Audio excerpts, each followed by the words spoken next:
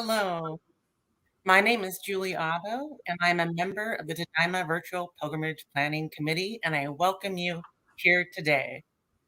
I acknowledge that I'm at the ancestral homelands of the Anacostan and Piscataway people.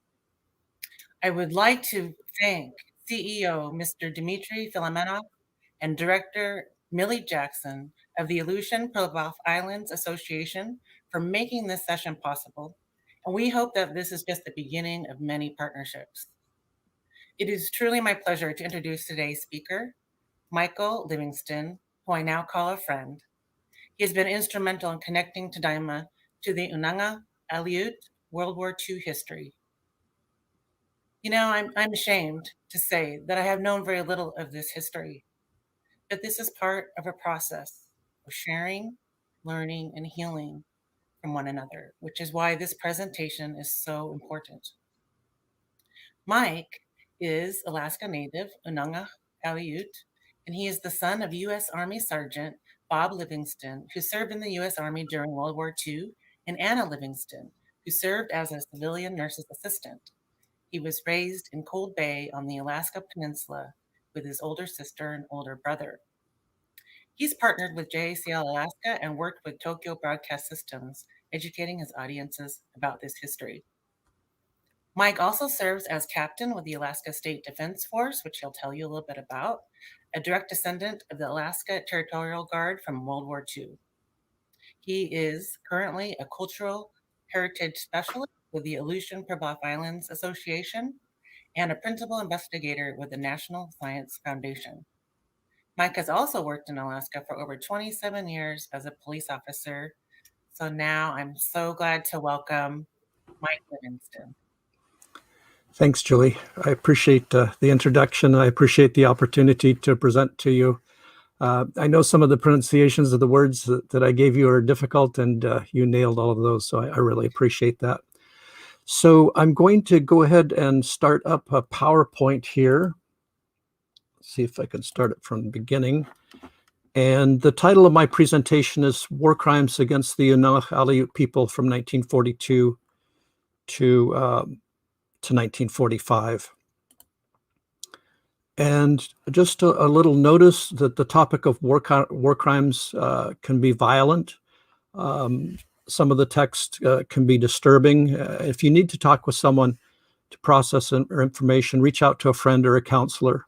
And there's phone numbers and contact information for different hotlines, including the Veterans Crisis Line. And these will be, I'll show these again at the end of the presentation. So in the chat window, there's a pre-survey, and I encourage you to take it. It's real easy. It's only a few questions long, and it's a Google Forms survey. So if you haven't done that survey already, hopefully you can do that real quickly. Basically, I just want you to rate your knowledge about what you might know about the topic, none, beginner, intermediate, or advanced. And then a few true or false questions. True or false, from 1942 to 1945, the Japanese military committed war crimes against the Unangax Aleut people. Another true or false, about 24 Unangax people died while being held prisoner of war in Japan from 1942 to 1945.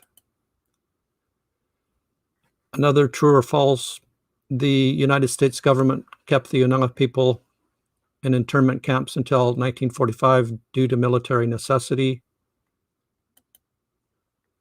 Number 5, about 85 Unangax people died in the United States in the internment camps. And number 6, and this is the last of the pre-survey questions. From 1942 to 1945, war crimes were committed against the Unangax people by the United States government. And again, that should be a link in the chat window. I'm going to give you a few moments to find that pre-survey, and please take a few moments to fill it out.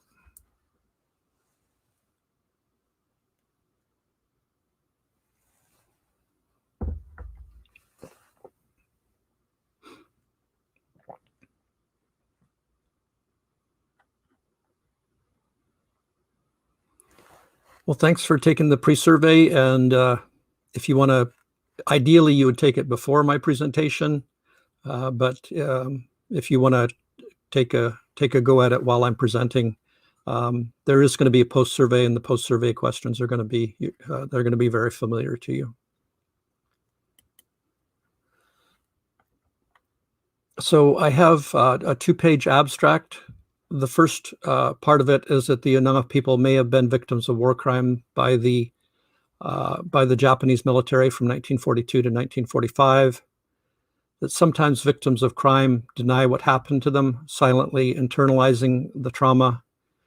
And sometimes we humans believe that by ignoring a problem, it will get better or go away.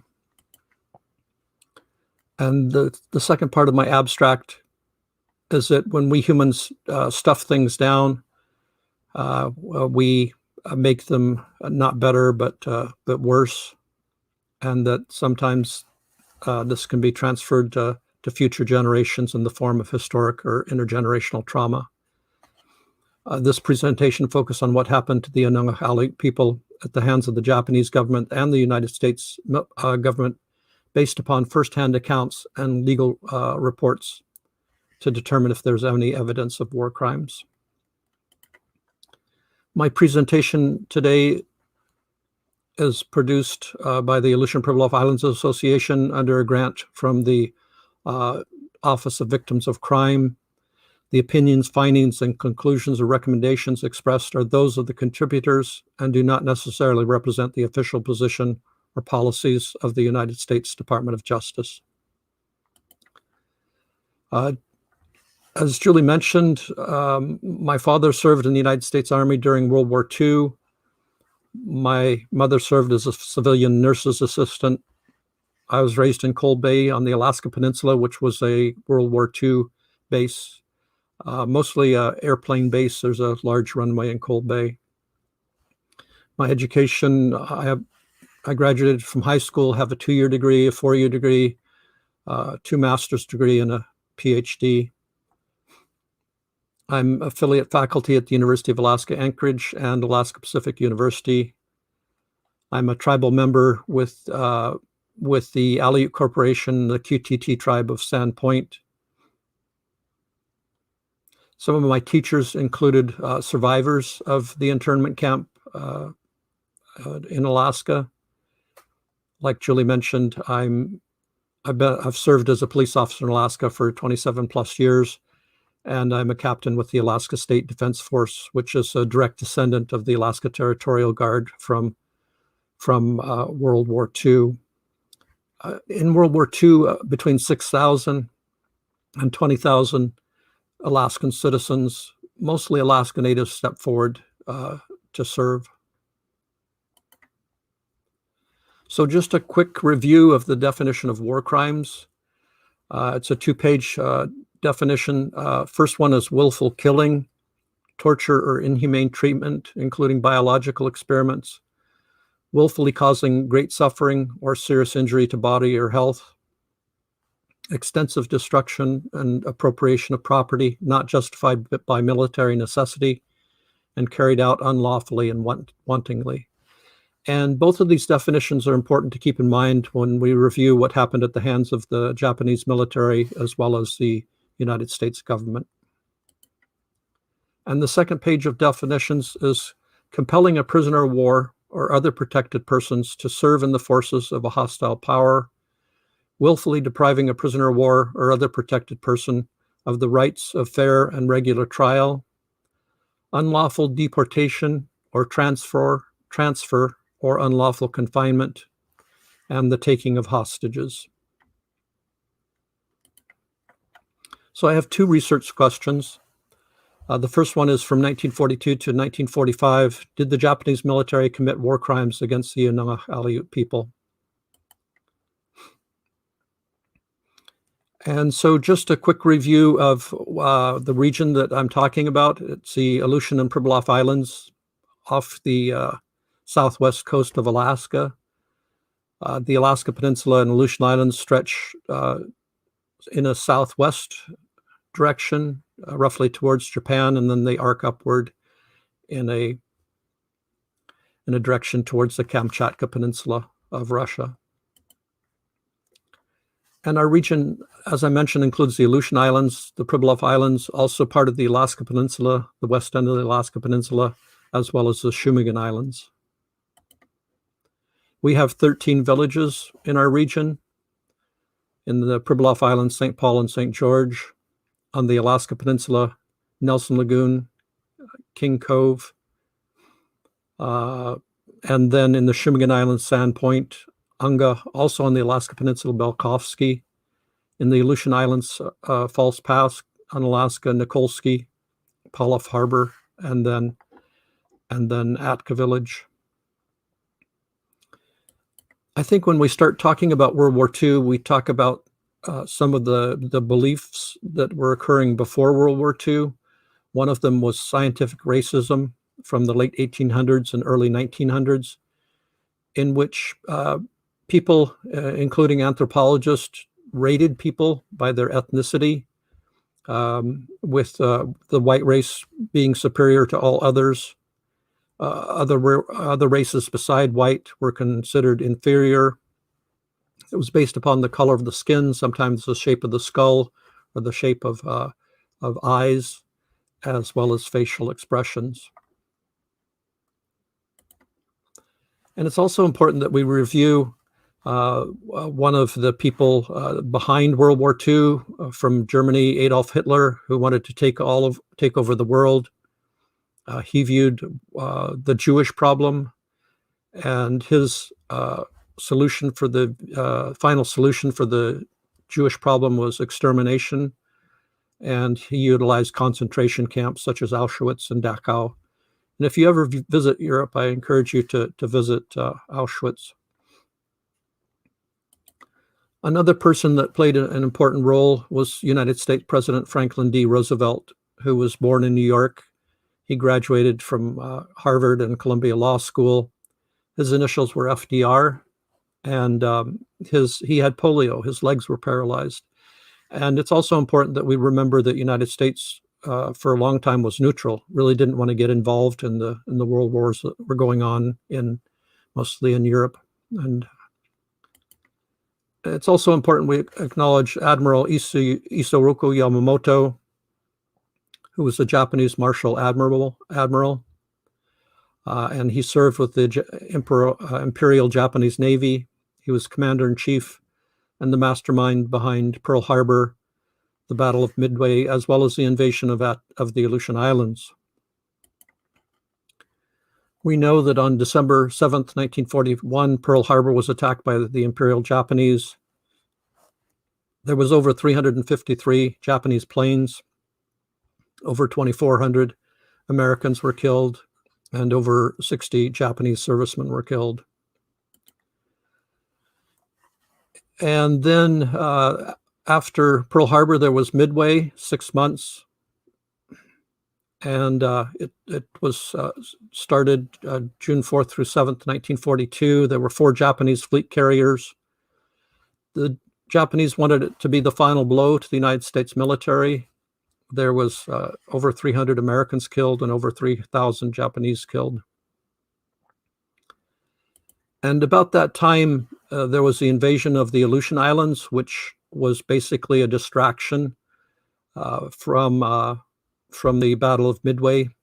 But even before, backing up a little bit to May 1942, Chief Mike Hodikoff, who was the last chief of Aleut, he had predicted an ominous Japanese invasion of the Aleutian Islands and was asking the United States military, please take us someplace safe.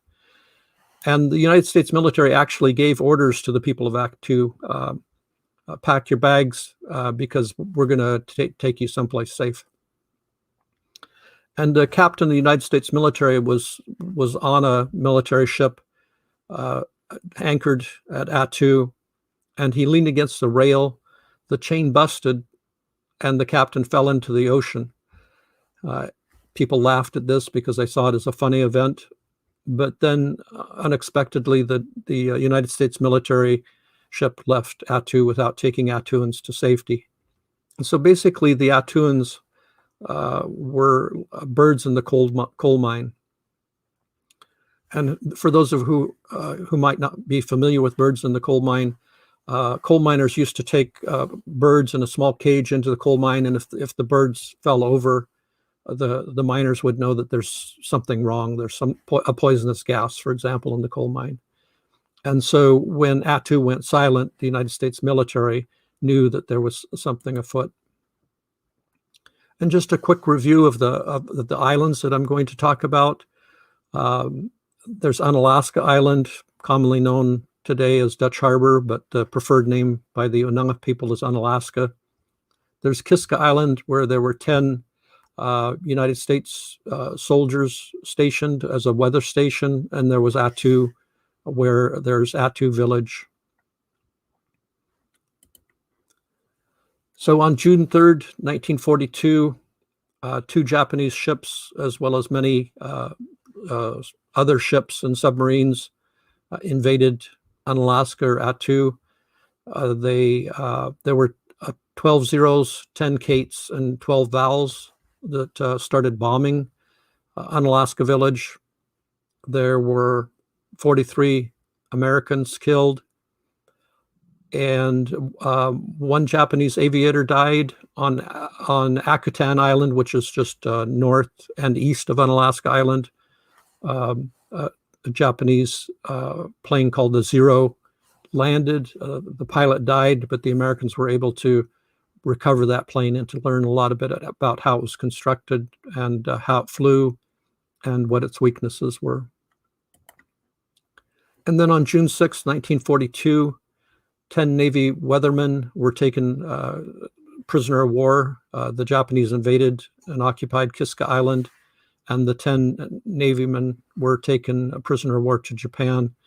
1 Navyman went out into the Tules, and tried to survive. He survived for a long time, but he lost a lot of weight and eventually had to turn himself in to the Japanese before he died of starvation. And then on June 7th, 1942, on Attu Island, it was a Sunday morning. Most of the Attuans were getting ready for church when 1,500 Japanese soldiers, it might have been actually 1,200 instead of 1,500, but in any case, way more than the 42 civilians that were stationed there.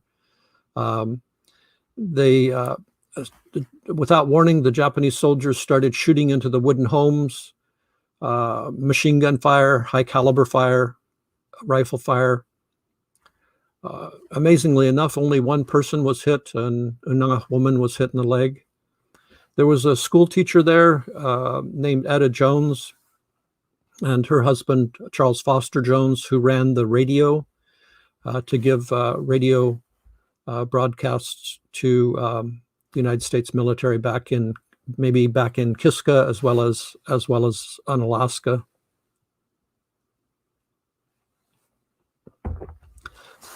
One person died there on or about June 7th, and that was Charles Foster Jones. There's contradictory statements about how he died. One version is that the Japanese soldiers killed him. The other version is that he killed himself. To this day, we really don't know what the answer is about how Charles Foster Jones died.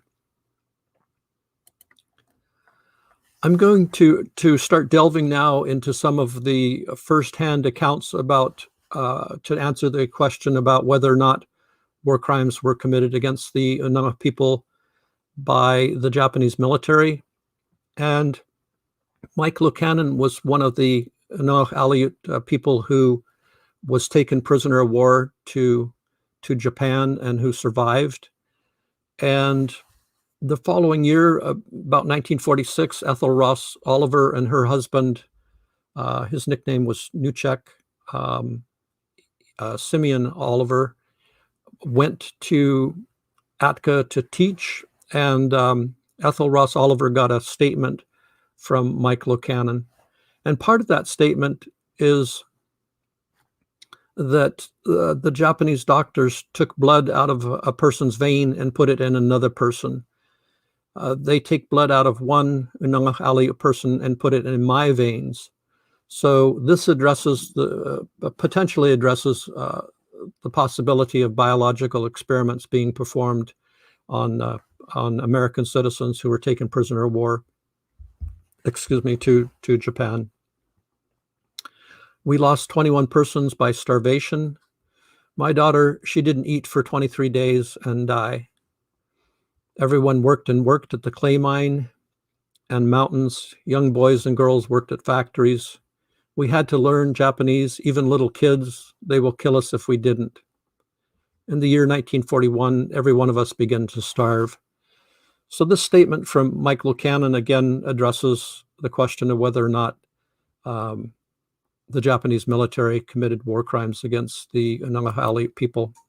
And then there was a second person who also wrote a statement, and his name was Aleut Prosof.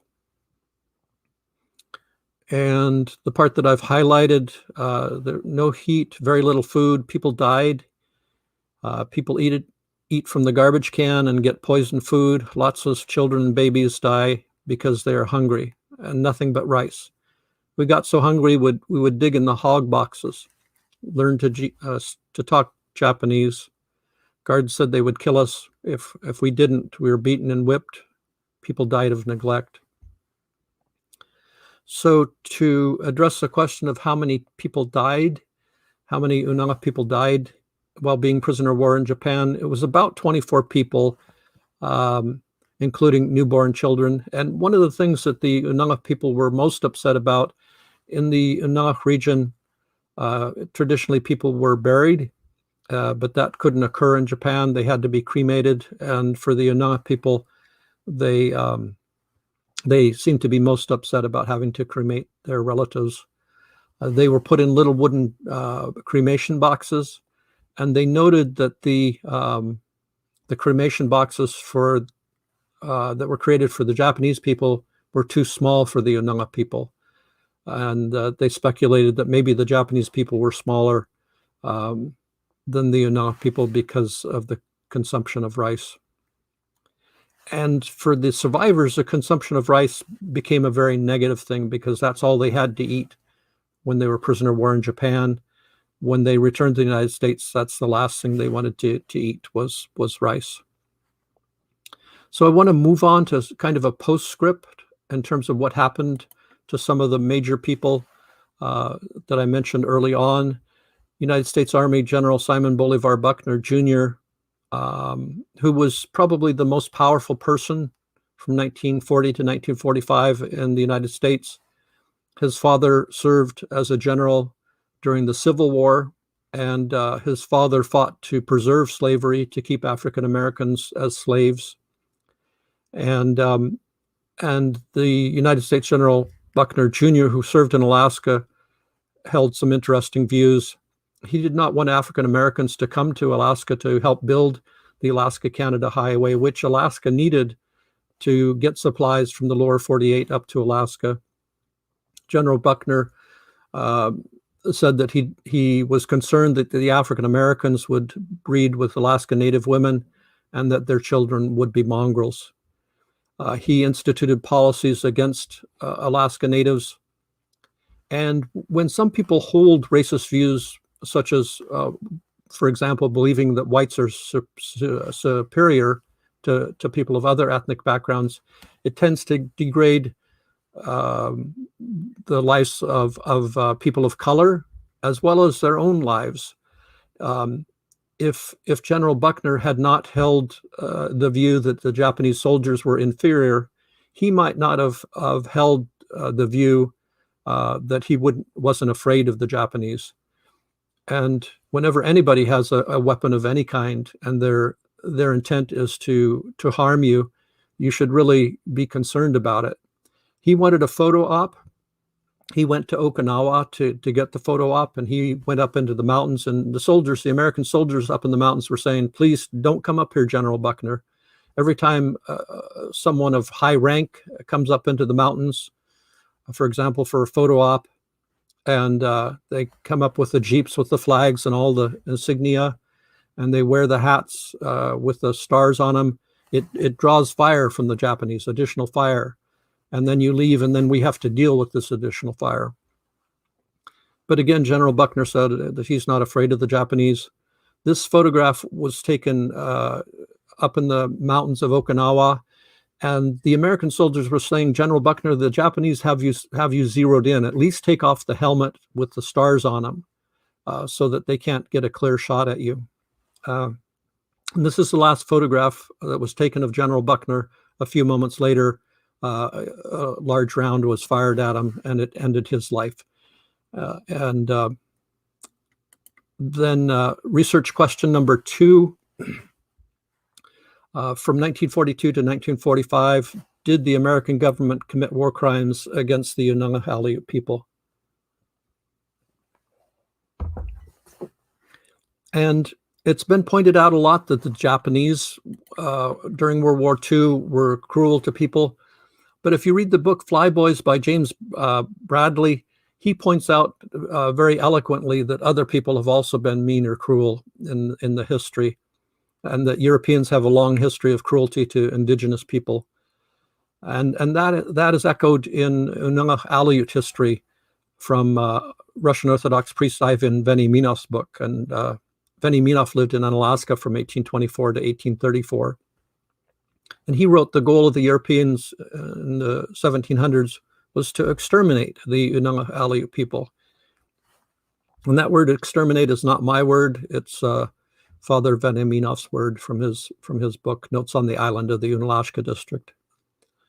And one quote from Flyboys from James Bradley, and he was also the author of Flags of Our Father. There was a quote there from Teddy Roosevelt, from the Roosevelt family.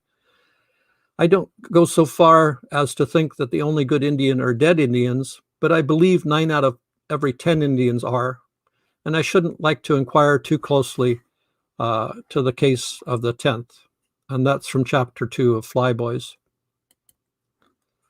Another person that played an important role during World War II in Alaska was the governor of the territory of Alaska, Governor Ernest Greening, who was born in New York. He was a graduate of Harvard Medical School. He was Jewish. And so Governor Greening knew firsthand, as he watched what was tragically unfolding in Europe with so many Jewish people dying, he knew of the cost of racism. He met personally with General Simon Bolivar Buckner Jr., asking him please to tone down his racist tones. And General Buckner, even when it was just a small meeting with just him and Governor Greening, spoke in a field command voice, very loud, intimidating voice. And Governor Greening realized he was wasting his breath by trying to speak to General Buckner.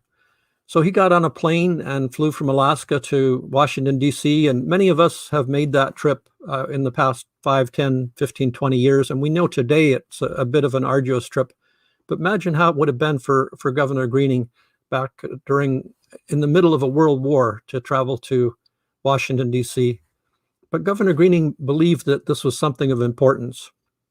He met with President Franklin D. Roosevelt, and it's only then, after Governor Greening took the time to meet with President Roosevelt, that General Buckner toned down his racism a little bit.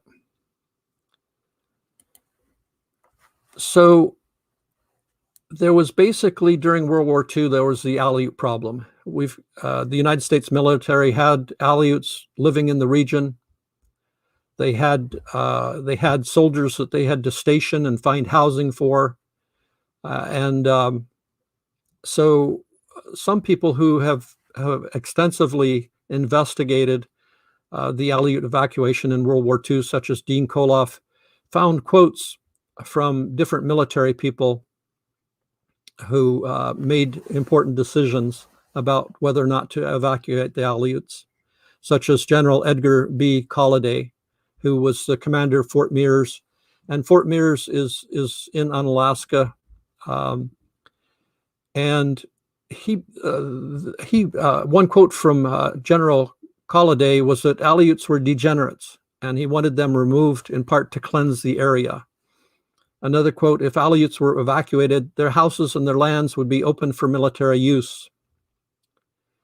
And another quote, the city of Unalaska consists of a collection of dilapidated buildings occupied by people of a nationality other than white, I would like to clean out the entire town. And so it's people like General Colliday and General Buckner in positions of power who are making decisions about whether or not to evacuate, whether or not to forcibly remove the Unangax Aleut people from their homes. So in June 1942, a ship arrived in the Pribilof Islands, St. Paul and St. George, and the Pribilof Unangax were only given a very short time to pack, and they were only allowed one suitcase per person. And everyone had to leave their homes and get onto ships. And then, if I remember the story correctly, the homes in the Pribilof Islands were basically set to be ready to be put on fire if they had to be.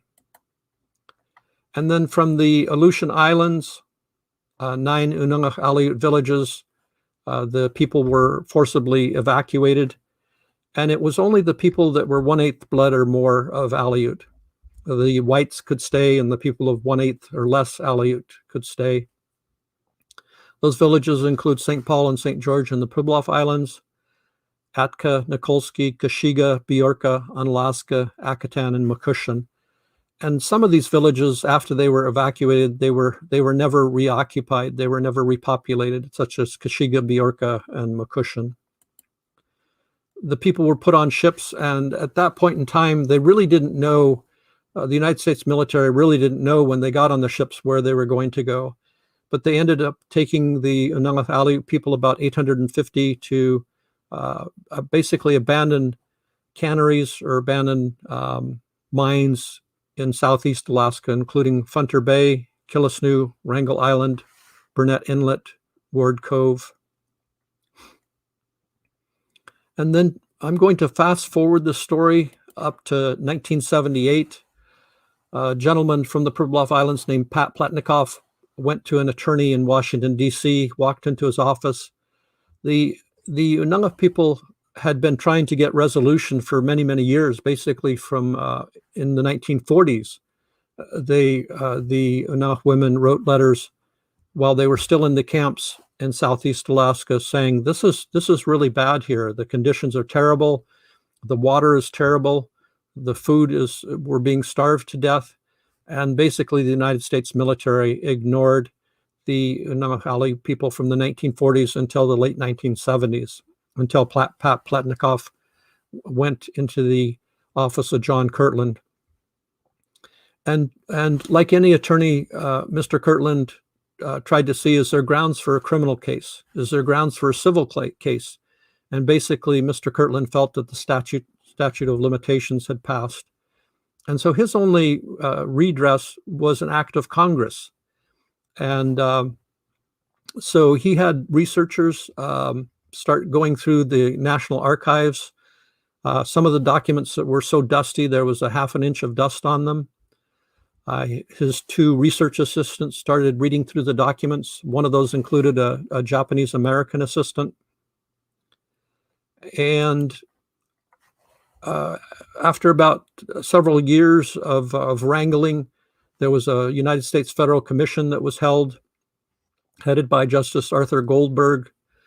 And he had if you take the time to listen to the films that were recorded by Aleutian Pribilof Islands Association in 1981, we're hoping to make those films available in the next year or so. One of the pointed questions that Justice Goldberg had for John Kirtland is, why were only the Aleuts removed? And if you listen carefully to Mr. Kirtland, who was a brilliant attorney, and his quote was, in trying to answer Justice Goldberg's question, it's not a pretty answer. Only 1/8 blood or more would be removed. And again, that's 1/8 blood or more Aleut removed. White Caucasians would be left. It was simply because it was convenient to have the Aleuts out of there. Then the United States military could use their homes to billet soldiers, which is in direct violation of the United States Constitution. And Attorney Kirtland said there was a racial element. And that was from a quote from APIA video number 2. So there were about 850 Aleuts that were forcibly removed and dumped into abandoned canneries and abandoned mines in Southeast Alaska.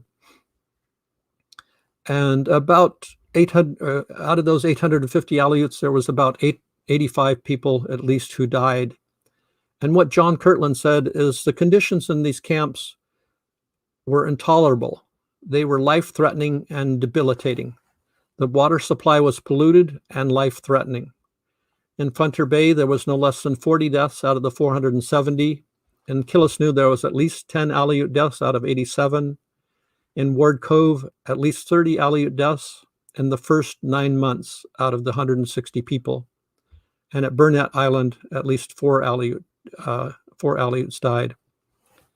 Some of the best evidence that Mr. Kirtland found was, strangely enough, at the same time, in the same location, right across the bay from one of these Unangax Aleut internment camps, was a Nazi prisoner of war camp.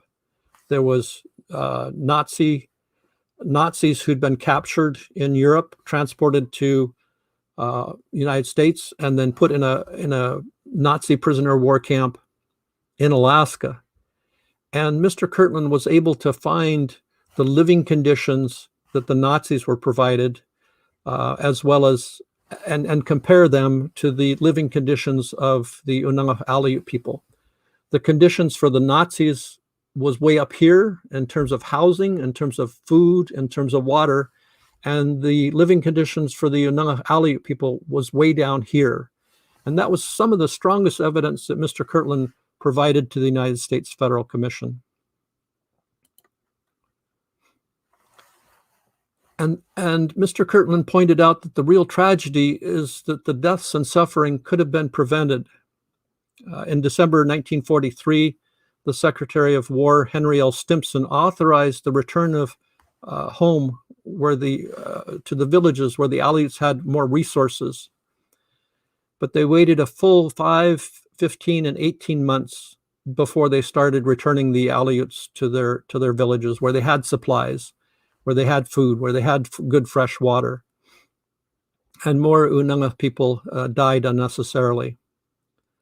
The real tragedy, and this is a quote from Mr. Kirtland in 1981. The real tragedy at Funter Bay and Killisnoo is that the high officials of the Interior Department and the territorial government knew full well, in minute detail, the conditions that existed at these camps. Governor Ernest Greening, the governor of the Territory of Alaska, and the Attorney General of the Territory of Alaska, Henry Rudin, visited the camps. And there were scathing written details detailing how terrible the conditions were in terms of not having any heat in the buildings, particularly during the wintertime, how the water was terrible, the food was terrible, sanitary conditions were terrible, yet virtually nothing was done. And again, that quote is from Mr. Kirtland in 1981 in his testimony before the United States Federal Commission. And when you take the time to look at some of the death certificates of the men, women, and children who died at some of these camps, such as Killisnoo, such as Funter Bay, Ward Cove, they noted on the death certificates why these men, women, and children were dying. They were dying of dehydration because the water was so poor. They were dying of undernourishment because the food there was so little food. They died of dehydration and malnutrition. And these screen captures are directly from death certificates of people who died and who are buried at places like Funter Bay and Killisnoo.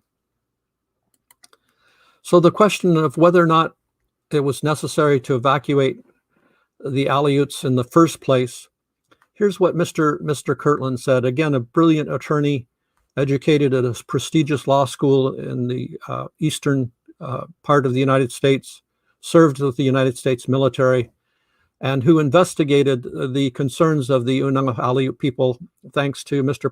Pat Pletnikoff traveling to Washington, D.C. and going to his office. And again, Mr. Kirtland investigated this for years. He took testimony from many, many of the survivors.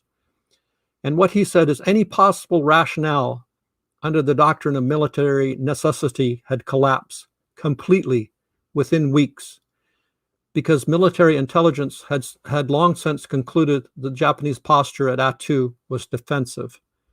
In other words, it was defensive rather than they were no longer wanting to encroach anymore upon the United States. And Mr. Kirtland continued, but even more is the point. It had already been established by the 19th of July, 1942, that only the Aleuts would be evacuated.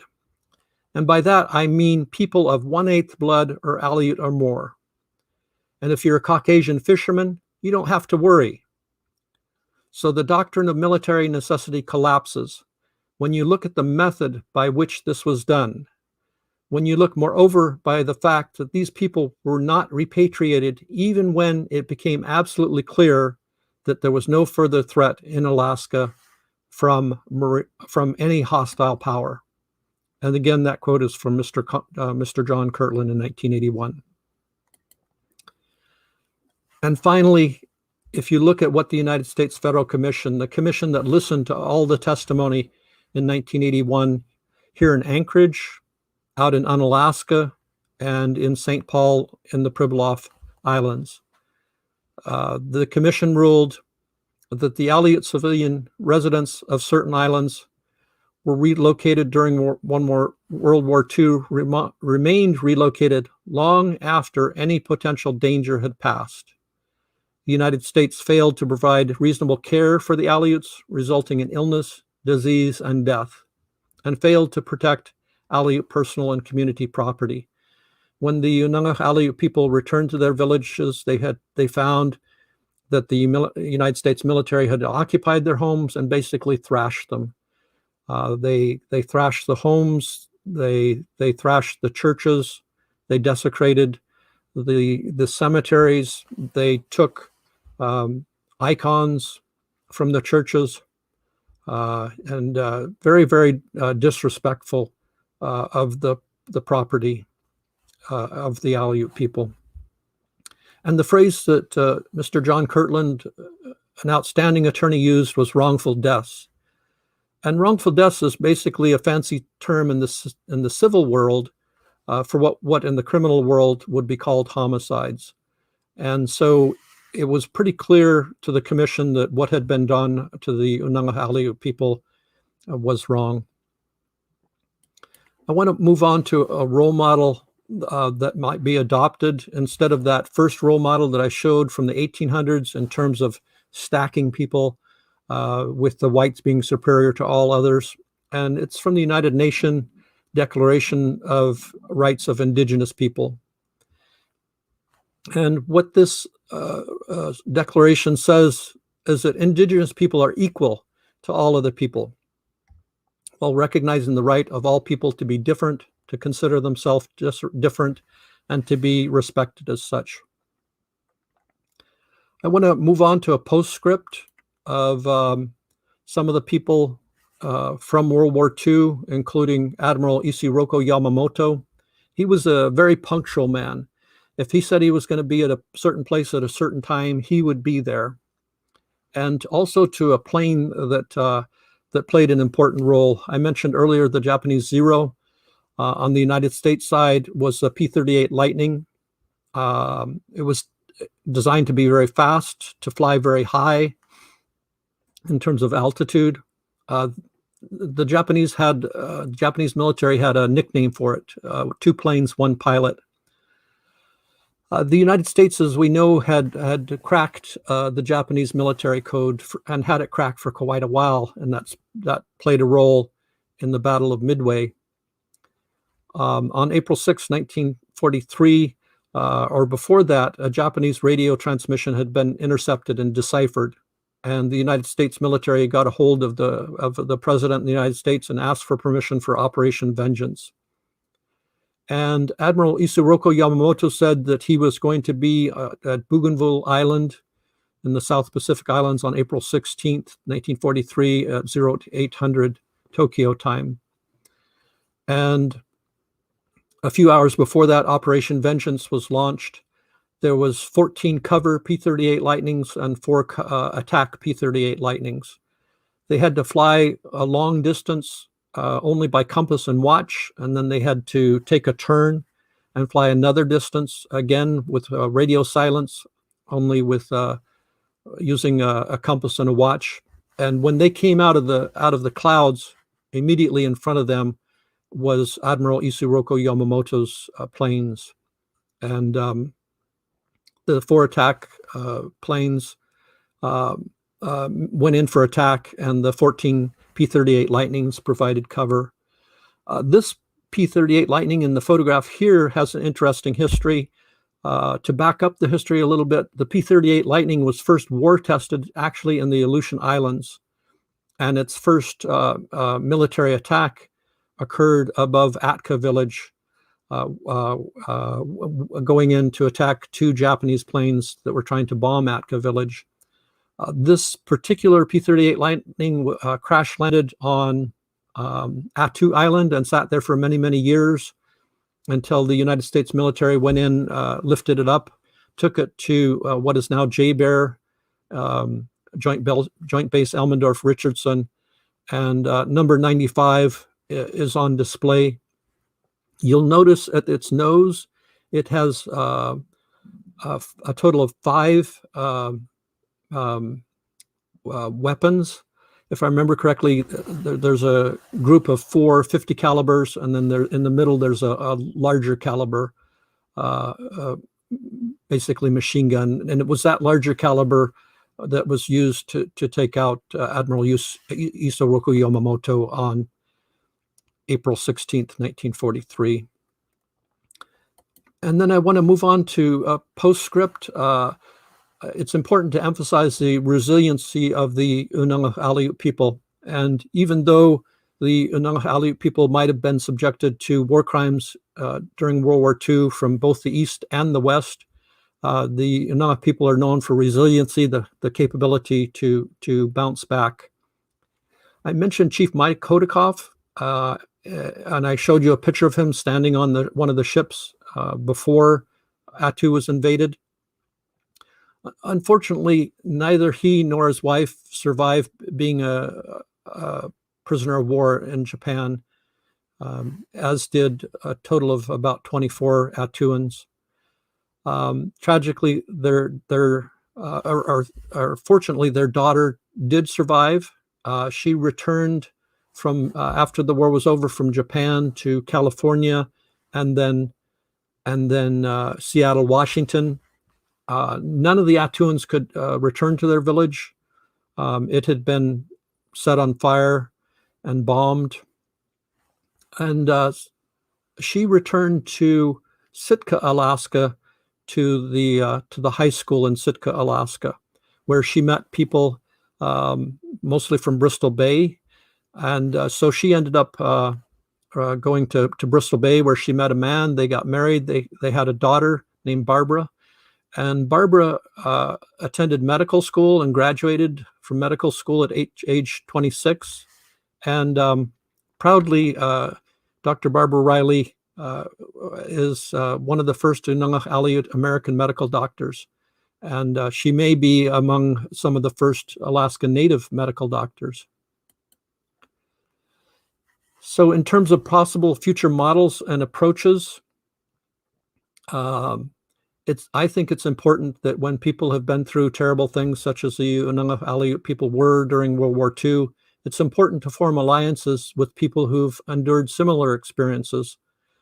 It's also important to identify anti-Aleut hate literature.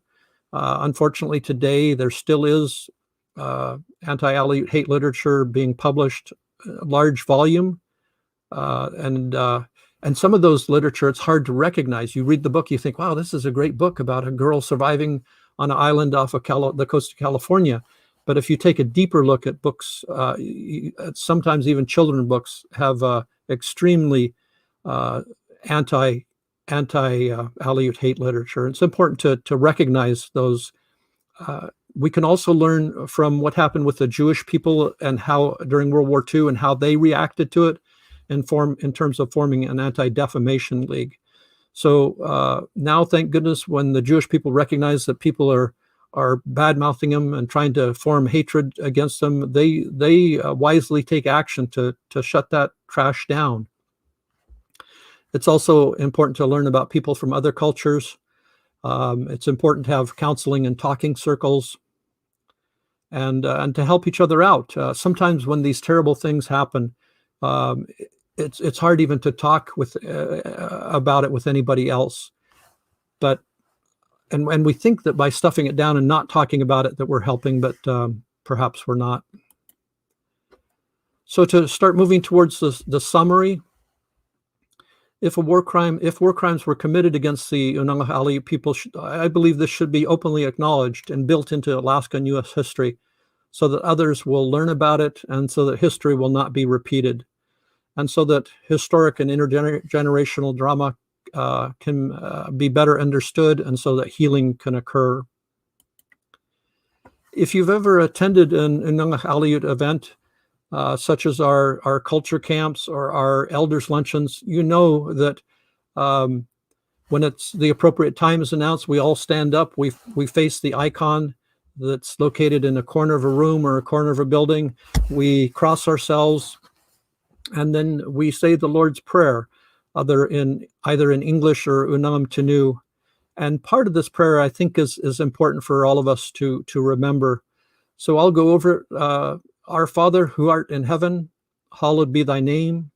Thy kingdom come, thy will be done on earth as it is in heaven. Give us this day our daily bread, and forgive us our trespasses, as we forgive those who trespass against us. And lead us not into temptation, but deliver us from evil. And part of that evilness, I believe, a form of that evilness is believing that people of one race are superior to another, and believing that it's okay to do harmful things against people of other ethnic backgrounds.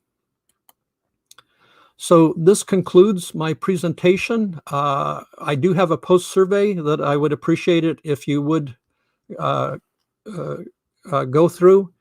It's you've seen this before, but I'm asking you to rate your knowledge about war crimes committed against the Unangax Aleut people from 1942 to 1945. A true or false question: in 1942, the Japanese military committed crimes against the Unangax Aleut people of the Aleutian and Pribilof Islands. True or false: about 24 Unangax Aleut people died while being held prisoner of war in Japan from 1942 to 1945. True or false: the United States government kept the Unangax Aleut people in internment camps until 1945 due to military necessity. True or false: about 85 Unangax Aleut people died while being relocated to Aleut internment camps by the United States government from 1942 to 1945. The last things I'm asking you to do is to rate my presentation using the good old American grading system, A, B, C, D, or F. And then the very last thing I'm asking you to do is give me feedback on how I might be able to improve my presentation. And then I have a bibliography, When the Wind Was a River, Notes on the Island of the Unalaska District, the 1981 films from the U.S. Federal Commission. And again, I'm hoping to make those available in the next year or so. Flyboys by James Bradley. If you do read Flyboy, I should let you know it's one of the more painful books that I've read. Journal of an Aleutian Year by Ethel Ross Oliver, uplifting book for the most part. Operation Vengeance by Don Hampton. Simon Bolivar Buckner by Stickles, and then some of my references were from Wikipedia. Finally, I'd like to say Kagasakung, thank you for your attention. If you have any questions or comments, I've shared my email address as well as my desk voicemail number. I also have here the SAMHSA helpline, 1-800-662-423 or 4357, the Veterans Crisis Line, 800-273-8255. If you know veterans, I encourage you to support them. as well as mentalhealth.gov. I think that concludes my presentation. I'm going to stop sharing now and turn it back over to our amazing host. Oh, kagasahun, Mike, thank you so much. And what an incredible and tragic history. I thank you so much for sharing. And I have a couple questions, but let me read you some of the comments we have here we have one from Mapuana Hayashi Simpliciano. She says, as an Ainu woman, I cannot convey enough how important this information is. You are providing the foundational knowledge to link the atrocities alone to Okinawans, Kuril Ainu, and Unanga. She continues, the violence that the Unanga were forced to endure was horrendous. This history must be taught from the perspective of the Unanga. And I agree wholeheartedly. And Ken Mochizuki, an author, asks, why isn't this history more well known? Is it still being actively suppressed? So what do you think? Can you answer that question, Mike? Yeah, let me first back up to the first comment. I appreciate that.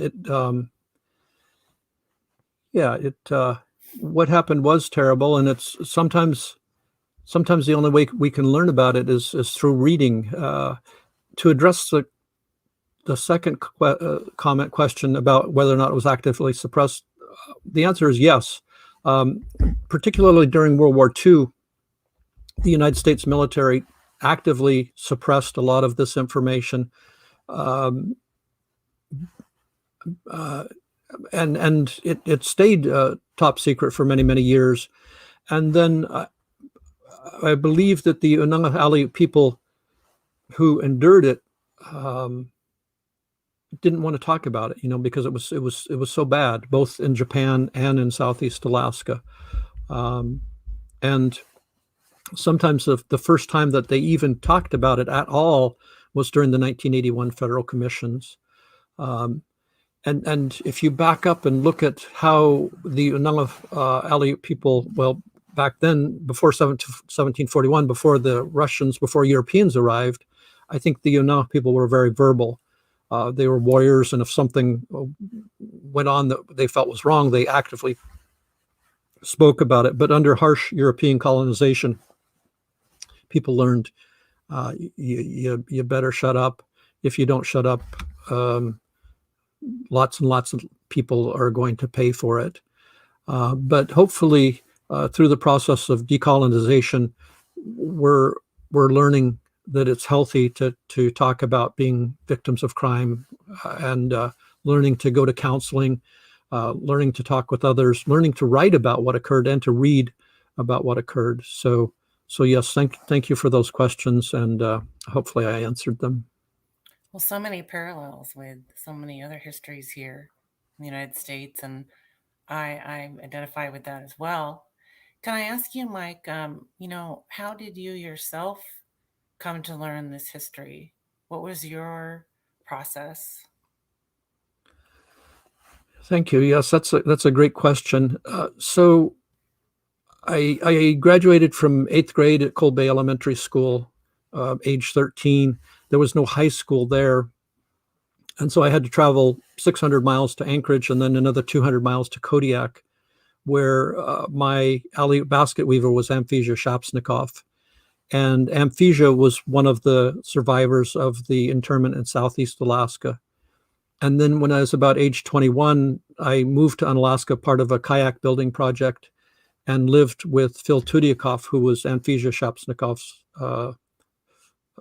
son. And he also was a survivor. And so that's when I started learning about what had happened.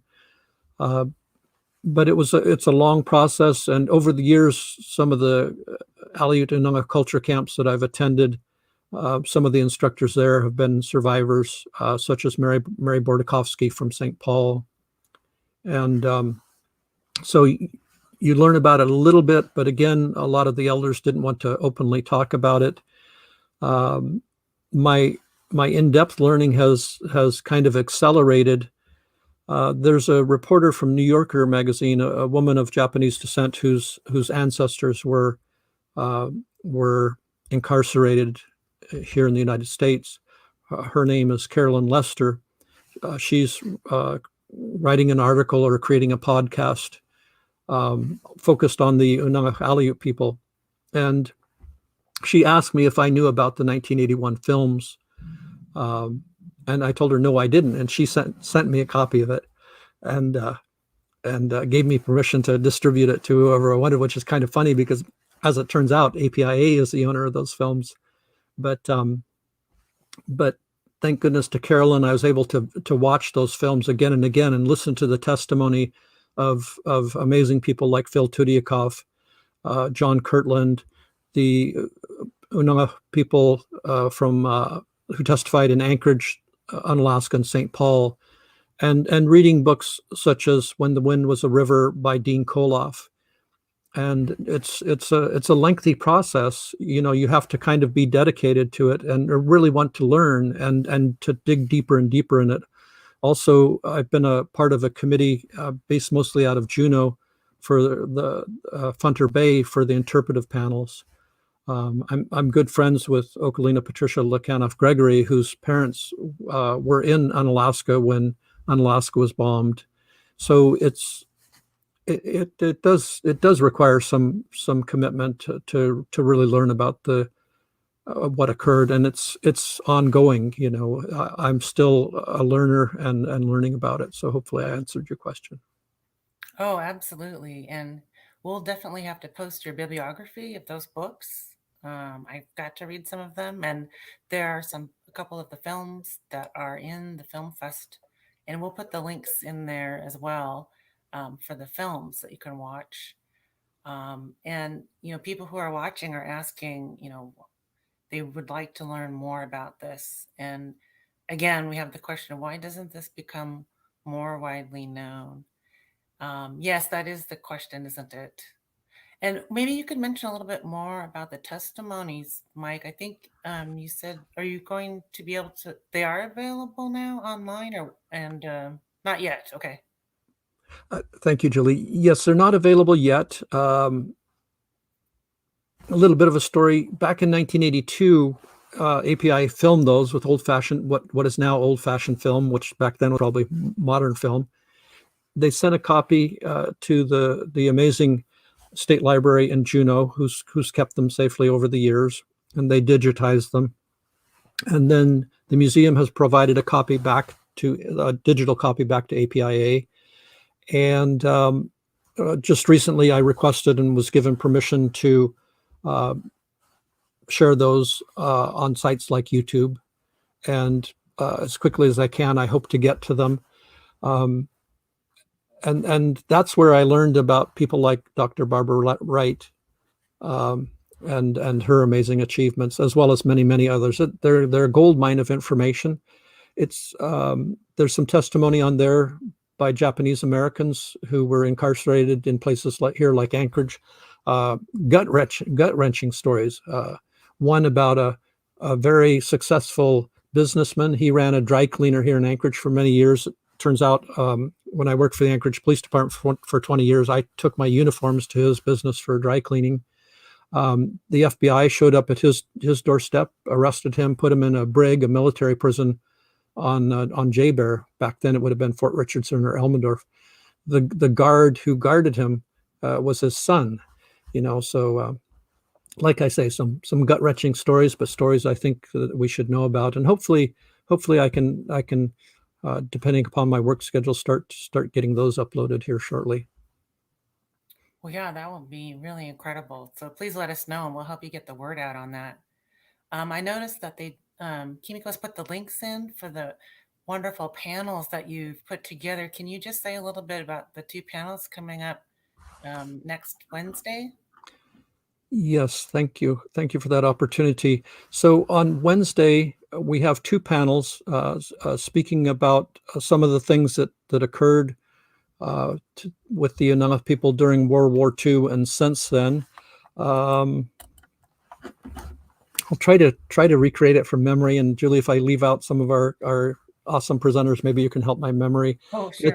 I think we're going to start with, or Julie, can you by chance share screen with me that has that slide? Oh, let's see. Don't mean to put you on the spot. Kimiko? Maybe Kimiko can help us. Super. Well, maybe while Kamiko's scrambling for that, I can start talking. One of our presenters is Okalina Patricia Lakanoff Gregory. I mentioned her earlier. Her parents were in Alaska when it was bombed. I think the date was June 7th, 1942. And so she's going to talk. Patty's. I know her by Patty. She's going to talk about what it was like for her parents to endure the bombing. The hospital in Unalaska was hit at Fort Mears. That was the only hospital that's ever been built in the Aleutian region. To this date, we don't have a hospital built. And then Patty's going to let the other speakers talk, but she's going to circle around to now being the administrator of APIRT, Aleutian Pribilof Islands Restitution. So that's the law that was passed after the United States Commission listened to Phil Tudiakoff, Mr. John Kirtland, and the testimony in Anchorage, Unalaska, and the Pribilof Islands. One of our other speakers is Martin Steppeton, and Martin's really cool. He's from St. Paul Island. His ancestors were interned in Funter Bay, and he's part of. He now lives in Juneau. As it turns out, the woman that he married, I thought, was Tlingit Simpson, Tlingit Haida or Simpson, which I think she is, but she's also Japanese. Her ancestors were incarcerated, American citizens, American Japanese citizens incarcerated during World War II.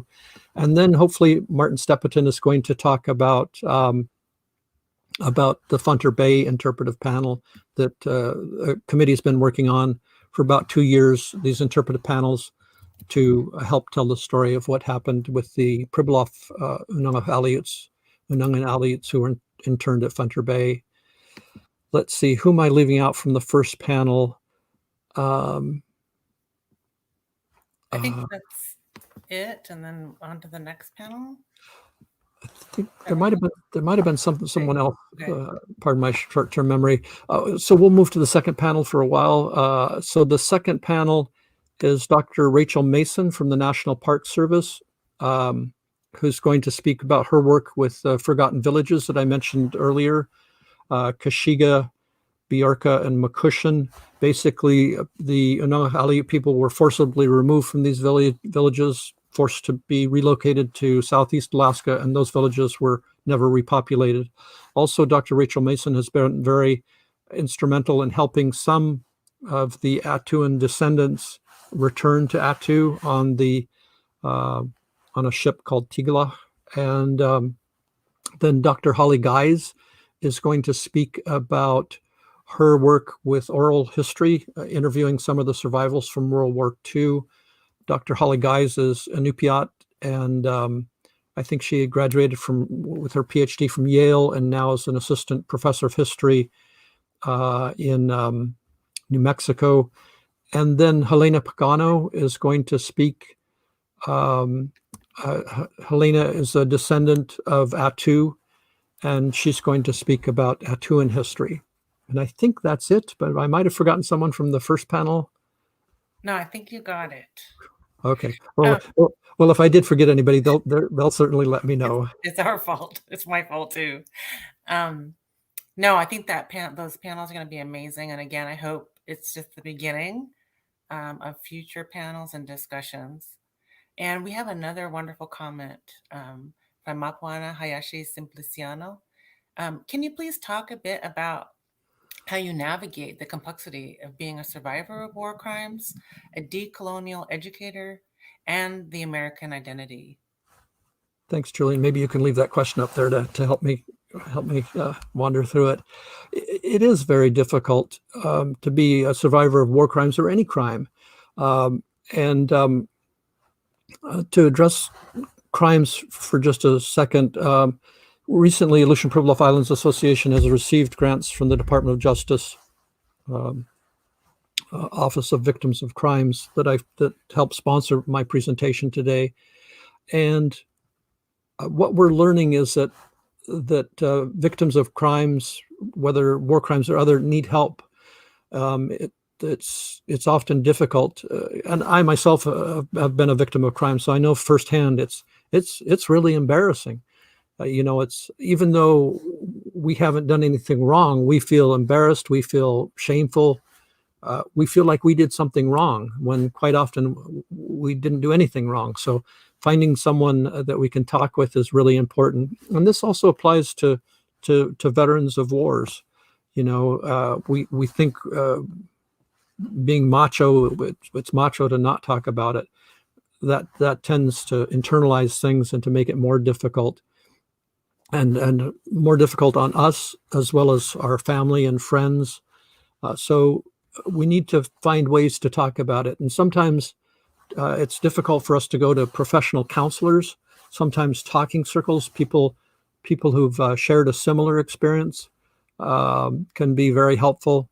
And but sometimes we need professional help. And unfortunately, I think in American culture, we see seeking us help as a point of weakness, whereas in my opinion, it's a point of strength, because by going and getting help, whether it's from a friend or a fellow soldier, or a fellow survivor, we can become stronger. We can heal our wounds, and get back into the battle in better shape and quicker than we could had when we try to take care of things all by ourselves. Unfortunately, we also know that people who undergo challenges often think that substances help us, whether that's alcohol or drugs, and they might help short term, but might help us get us from today to tomorrow, but they don't help us long term. And so we need to find ways to get off of those things that wreck our lives and wreck the lives of our families. In terms of decolonial educators, we have to learn about the process that people went through during colonization, whether it's Ainu or Unangax or Navajo or Tlingit Haida Tsimshian or Bannock or Shoshone. A lot of people around the world went through harsh colonization, and we need to learn about decolonization. And one of the best resources I found on decolonization is out of Australia or New Zealand. Linda T. Smith's Decolonizing Methodologies is one of the best sources. In terms of American identity, to recognize that that's complex. It's not just me. It's not just us. It's us and others. I've really enjoyed learning about Tadaima 2021 to learn what the Japanese people went through during World War II. I mentioned earlier to Julie that I was a college student in Idaho, and at the College of Pharmacy, there was photographs of the graduates dating back to the 1940s, and there was a photograph of a Japanese student who was at one of the incarceration camps nearby and was allowed to come out and to go attend college and graduate. So it's learning about other people, sharing our story, learning about other people's stories, and being empathetic, and starting to think that we're all equal, and that we can, by learning stories about others, that we can help each other out, and relieve the burden that some of us are carrying. Oh, thank you. And it also makes me think in our community, Mike, we have Dr. Satsuki Ina, who has created he's talked about talking circles. She's created a protocol. She's a psychotherapist, and called a healing circle. And she realizes that this has, deep origins in Native American cultures. And it's been really effective. It's not a therapy, but it's definitely a good starting process for people. And we've done it at these different events where we have Nisei, or second generation and third generation Japanese Americans, and Yonsei, Gosei, fourth and fifth generation, all being able to talk openly about their experiences. And that might be something we should talk about, maybe when we're ready, or we feel if we have some communities that are ready, maybe we could do, like a cross community healing circle. That sounds pretty amazing, Julie. I know that recently at Aleutian Pribilof Islands Association, we've been researching traditional cultural healing practices. And so we're going back through some of the documents from 1741, such as German George Wilhelm Steller. He was a botanist that was on Captain Commander Vitus Bering's ship in 1741. And Steller was very interested in everything, birds, animals, mammals, people. And he took some notes. They're brief notes from 1741, but and we're also going over Russian Orthodox priest Ivan Veniaminov's notes on the island of the Unalaska district, trying to find what were some of the traditional cultural healing practices. Things like hot springs, things, the opportunity to get together and to speak. We're trying to identify all of those. I know when I was a college student in Idaho, there was a hot spring there that had a Shoshone or Bannock name, and its translation was roughly a crazy person goes into the hot springs and a sane person gets out, so. Oh, I like that. Yeah. It's, there's still some hot springs in the Aleutian Pribilof Islands region that aren't utilized, and people may not fully understand that they're potentially great healing places. There's another one that people, Tlingit Haida Simpsian from southeast Alaska, are reviving called ocean dipping, where you take off most or all of your clothes and you go into the ocean, and that can be a very therapeutic experience. Our ocean is not warm, and so you have to kind of be mentally and physically and spiritually prepared for it. And there's lots of other traditions that may be similar from the Aleutian Pribilof Island region to other regions of the world, and it would be interesting to learn. Absolutely. Yeah, I like that idea, collecting together these different healing practices. Well, I thank you so much for joining us today. And we are well over the time, but it was well worth it for sure. And I think we definitely have to have another session. So I want to really thank you, Mike. And I want to thank, again, the CEO, Mr. Filimenoff, up at the association. And also, thank you for all the listeners who came today, who are with us. Appreciate your comments and your questions. And we hope to see you again. And we hope to see you next Wednesday on the 22nd. Sounds real good. Thank you, Julie, and thank you, Kimiko, and thank you to Tadaima 2021. Thanks, everybody, for participating, and hopefully you took my pre-survey and post-survey, and look forward to seeing everybody on Wednesday. Thank you. Thank you.